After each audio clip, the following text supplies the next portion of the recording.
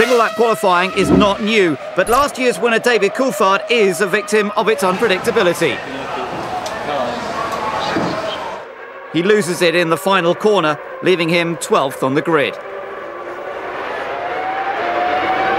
While Kimi doesn't take it lying down, his car is not up to the job. A loss of water pressure causes his engine to fail, and he becomes the first retirement of the season. A clutch problem means Heidfeld's gap to his mechanics is non-existent. It hasn't even started, and already Raikkonen's demonstrating some on-track acrobatics. Kimi recovers his position.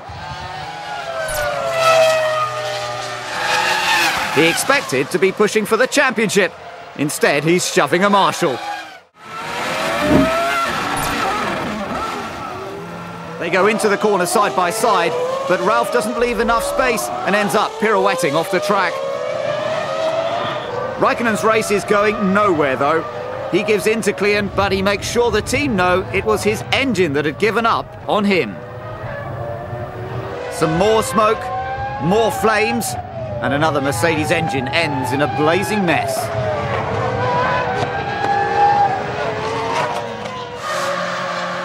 Tell an F1 driver to go, and he won't wait to mirror signal and manoeuvre. Taking risks is necessary when starting in the midfield, but contact with Alonso isn't ideal. I mean, I saw his attack on the outside at braking, but then going around the corner, for me it was... First of all, I didn't see him, but second, outside around the corner, he usually lose ground, so I didn't really expect him to be there anymore. That, you know, I'm amazed. I actually got in front of him when we were braking a little bit. Oh no, he didn't see me there. Well, you know. No chance. You know, you gotta either be blind or stupid to not see me, but, you know, it's racing. Jensen, you're watching the pictures there on the TV. Can we just gain a neutral perspective on this and get your... I missed it. I didn't see that part. I think I was looking away at that point. Yes, indeed. That is a very sick engine. Kimi gets past, but there are plumes of smoke all over the track. And now there's a car upside down. It looks like the Sauber of Fisichella. Giancarlo looks fine. He's out of the car and walking. He was very lucky. It'll take some time to clear the track, so the safety car is coming out. The Honda engine expired spectacularly. This is what Kimi saw. He wisely moved to the right, but Fisichella launched off the back of Coulthard and flipped right over. But Alonso has lost everything. He exits the tunnel back to front and is absolutely furious to crash out of second place. A coming together with Ralf Schumacher has maximum impact.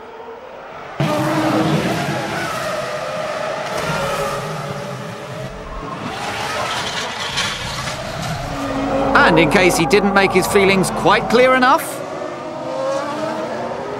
the incident brings out the safety car, bunching up the field once again. Michael leads as Trulli and Button have made their second stops. The safety car is in this lap. Everyone gets ready to race again.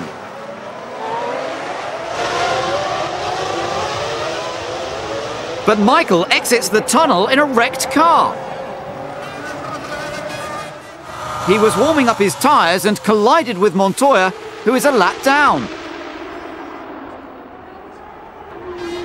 The world champion is out for the first time this year.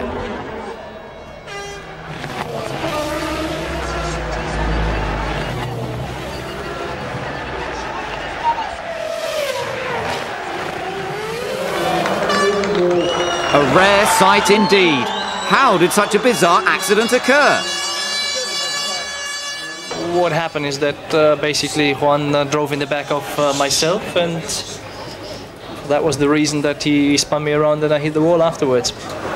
Well, Michael hits the wall again. Beating your teammate is one thing, but being taken out by Montoya in the first corner will really put Ralph's nose out of joint. And now is challenging second place Barrichello.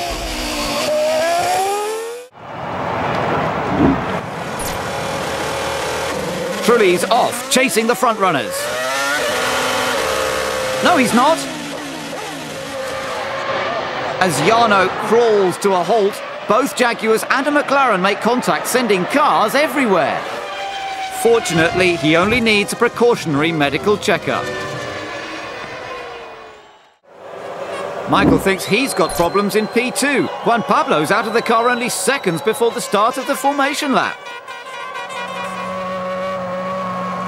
He runs to the pit lane for the spare car, but time is against him. T-car or race car?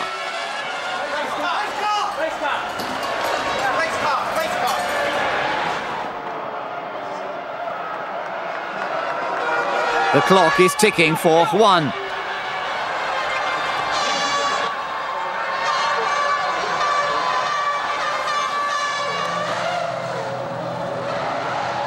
Will he have made the change in time to rejoin the race without incurring the wrath of the stewards? Trouble at the back. D'Amato brakes suddenly and Klein has nowhere to go. Massa and Pantano are the innocent victims. Flying starts are no good when you get a puncture. Alonso escapes unharmed after picking up Dave. Now Ralph's in trouble. A left rear puncture spears him backwards into the wall, knocking him briefly unconscious and nearly taking Webber. Michael realises the severity of the accident and turns his thoughts to his younger sibling. Ralph receives the undivided attention of the medical team. A second Michelin puncture in only a matter of minutes puts the tyre company under scrutiny. Montoya's time is also up. He's black flagged for not leaving the grid within the requisite 15 seconds prior to the start of the formation lap, after his race car failed before the start.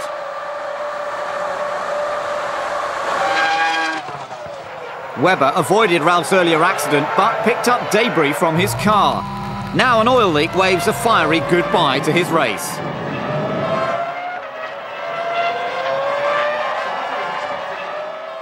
But now Bruni's premature exit causes minor injuries to several of the crew.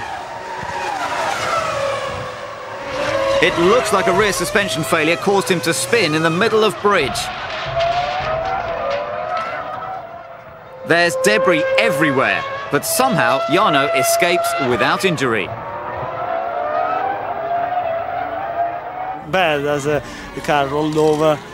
When I stopped, there is very little attached to the car, but luckily I'm perfectly okay. I walked away from a big shunt with no problem. Oh, well it was.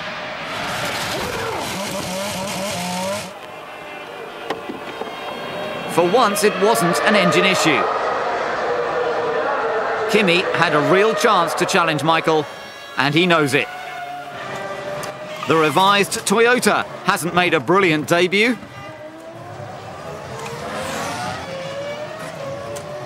A left rear puncture puts Cristiano D'Amato out of the race.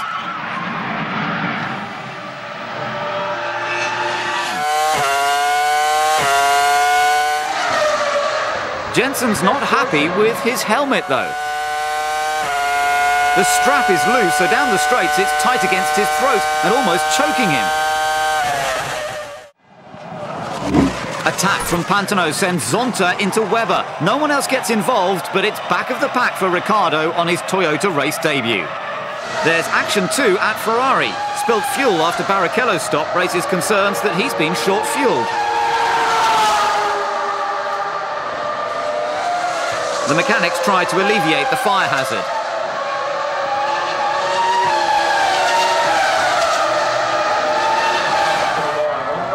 And worse still, the number one driver is expected in at any moment.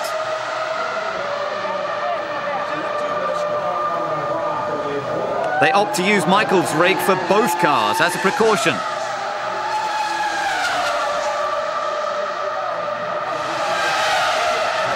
Stefano Domenicali keeps a close eye on proceedings for Michael's second stop. It's as efficient as ever. Certainly helped Michael finish on top. With Rubens Barrichello second, it's a job well done and secures another championship for Ferrari.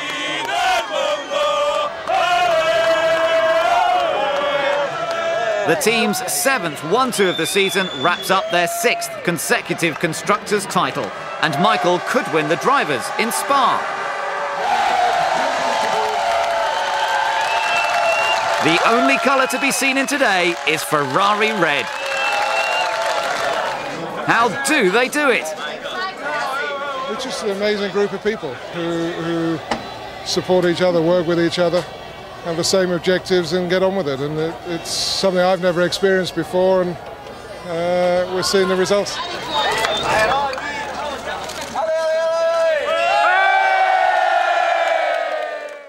A puncture caused him to spin at Eau Rouge.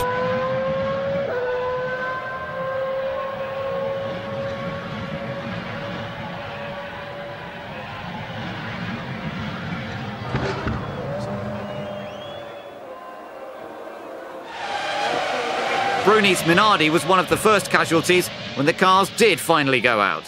And Coulthard's in the mix. But Fisichella's slow start causes chaos into La Source. Both Webber and Button lose their front wings in the process. Away from the carnage, Trulli leads Alonso, Coulthard and Schumacher, while Raikkonen has climbed from 10th to battle 5th-placed Barrichello. But there's even more action behind. Sato spearing across the track, the two Minardis make contact. Now Pantano is out on the spot. A struggling Webber hits Sato, propelling him sideways.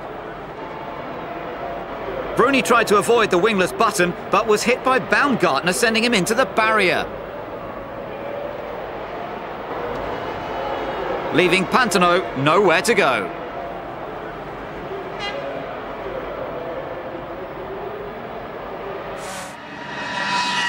He's pulling away, but he's got oil on his rear tyres.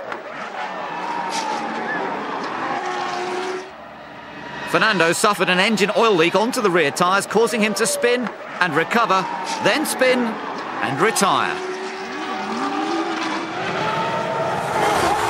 But unlike before, he launches Trulli up in the air. The BAR suffers a right rear blowout, hurling his car across the track and into the side of Baumgartner's Minardi.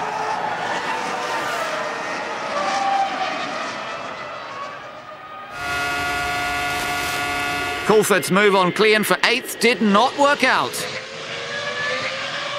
And the team expect an imminent retirement.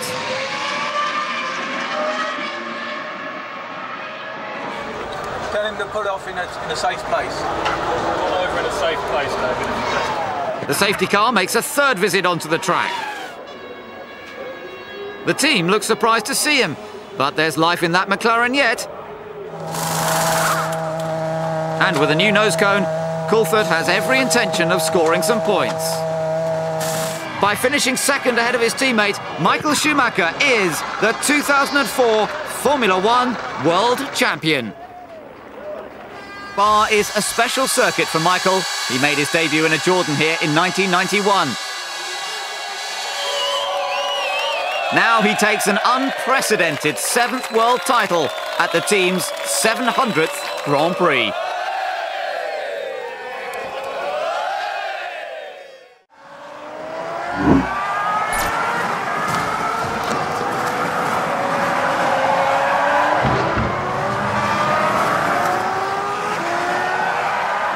Bruni makes his pit stop, but fuel escapes when the hose is removed, and this is the result.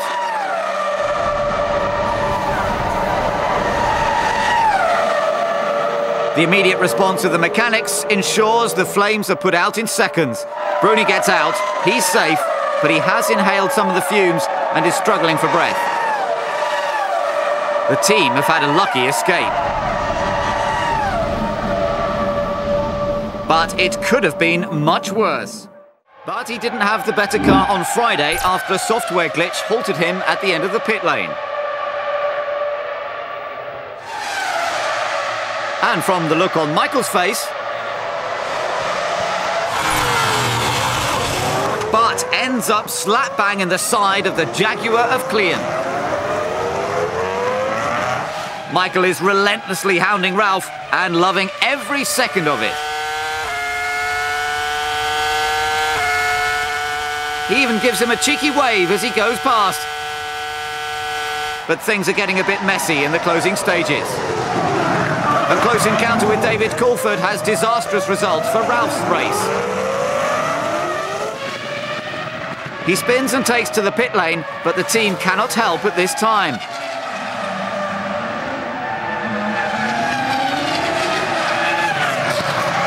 Go through, Ralph. Do not stop. They're not your tyres. The puncture, so I have to stop totally. Whatever you want. Pull him out of the way. Just turn the engine off. So you need to try and get a tyre to it. Right rear tyre. Montoya's about 30 seconds away. Ralph is not impressed. He's outpaced his teammate all weekend, but has to make way for Montoya's pit stop. And he won't be waiting around to see it. Ralph makes his feelings clear to Sam Michael. A quick check deemed the car race-worthy, but Ralph's not listening. Pittonia may be waiting in the wings, but Ralph won't be getting back in the car. Bruni got a puncture early on. Now his wheel decides to detach itself from his car.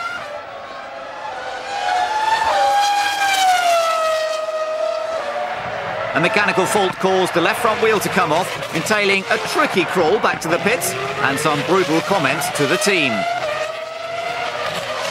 Come in, try to come in. If you're going to stay on the track, make sure you stay off the line, off the line. And you. And Massa.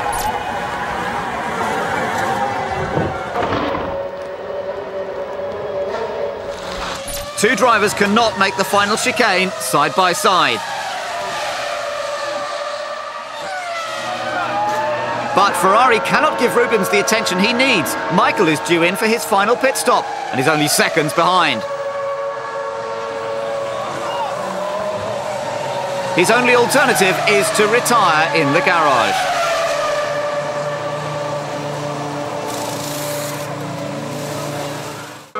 The Contracts Recognition Board concluded that Jenson Button will not move to Williams as he intended, but will remain with BAR for 2005. A bit disappointed. It's not the result I expected, but you know, it's the CRB's decision, and I'm at BAR next year. There are many things in life we would like to do, we would want to do. And at the end of the day, we sit down and reflect on what our responsibilities are and what we're obliged to do. And at the end of the day, Jenson's a great racing driver. We will give him a great car next year, and I think together we can put great performances on the track. Obviously, showing our interest in him for the possibility for 2005. Our interest is to have him in the Williams, BMW Williams team as soon as possible.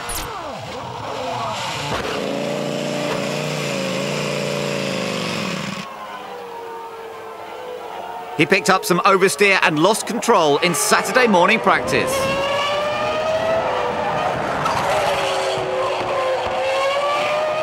It proved to be a huge error.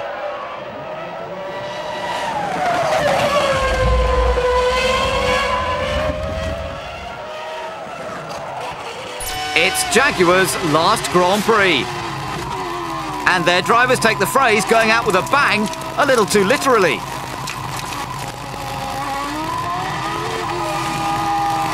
Webber's attempt to pass Klein failed, ending his 2 years at Jaguar on a very flat note.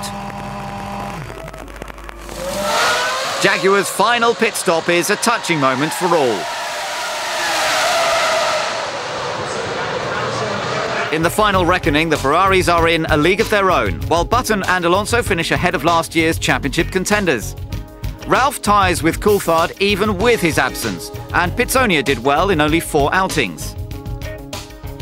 Glock was only 1 point behind his experienced teammate, and only 5 drivers failed to score.